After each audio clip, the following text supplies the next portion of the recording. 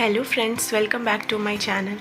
मैं श्वेता और आज मैं आपको बहुत ही इम्पॉर्टेंट टॉपिक पढ़ाने जा रही हूँ, जीन पियाजे। ये सीटेट के एग्ज़ाम में भी पूछता है और बीएड के एग्ज़ाम में भी आता है, तो इसको अच्छे से सुनिएगा, ठीक है। तो सबसे पहले देखते हैं इंट्रोडक्शन कि जीन पियाजे थे कौन और उन्होंने अपना मन कैसे बनाया चाइल्ड साइकोलॉजी पढ़ने के ऊपर या उन पर रिसर्च करने के ऊपर। तो जीन पियाजे जो थे उनका जन्म हुआ था 1896 में और उनकी डेथ कब हुई थी? 1980 में। He was one of the most influential researchers in the area of development psychology during 20th century. ठीक है। Piaget, a biologist, originally studied molluscs while working in Minet's IQ test lab in Paris. He became interested in how children think.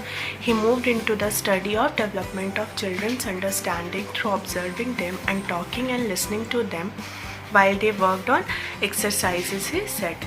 तो पियाजे पहले कौन थे? वो एक biologist थे जो मोलस्कस पढ़ रहे थे, लेकिन एक बार वो बाइनेट आईक्यू टेस्ट लैब में काम कर रहे थे पेरिस में, तो उनको इंटरेस्ट आ गया कि बच्चे कैसे सोचते होंगे। तो वो क्या करने लगे, चाइल्ड से बात करके, उनको सुन के, समझ के कि मतलब वो क्या क्या जानते हैं, उनको ऑब्जर्व करके, तो वो उन पे वर्क करने लगे, ठीक है। His view on how children's mind work and develop has been enormously influential, particularly in educational theory. His particular insight was the role of maturation in children's increasing capacity to understand their world. They cannot undertake certain tasks until they are psychologically mature enough to do so. तो उनका view क्या था कि जैसे बच्चा का mind कैसे work करता है, जैसे जैसे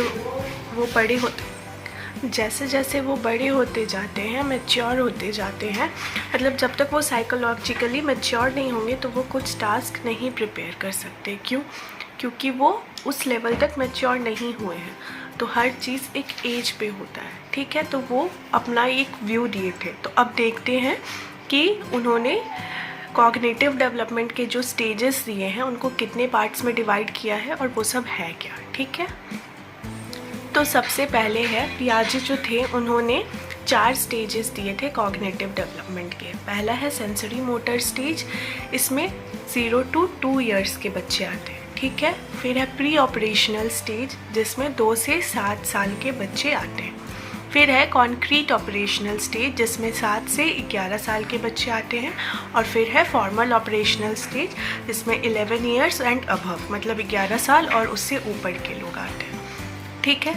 तो सबसे पहला है सेंसरी मोटर स्टेज, इसमें कितने साल के बच्चे आते हैं? 0 to 2 इयर्स। इससे पहले कि हम आगे बढ़े, हम आपको इसका एक शॉर्टकट बताते हैं याद करने का, ठीक है। जैसे कि 4 स्टेज है ना, sensory motor stage, pre operational stage, concrete operational stage और फॉर्मल ऑपरेशनल स्टेज।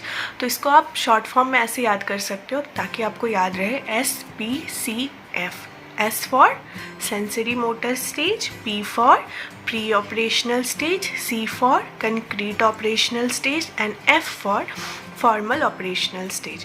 तो SPCF करके याद करिएगा आप, तो आपको मतलब सारे स्टेजेस लाइन बाय लाइन याद भी हो जाएंगे और शॉर्ट फॉर्म से आपको ज़्यादा लर्न करने में इसको दिक्कत भी नहीं होगा, ठीक है। तो आप इसको इस तरीके से याद कर सकते हैं। तो आज हमने देखा पियाजे का इंट्रोडक्शन और उनके स्टेजेस कितने पार्ट में डिवाइडेड है कॉग्निटिव डेवलपमेंट के। तो नेक्स्ट डे मैं आपको बताऊंगी नेक्स्ट वीडियो में कि सेंसरी मोटर स्टेज क्या होता है, ठीक है।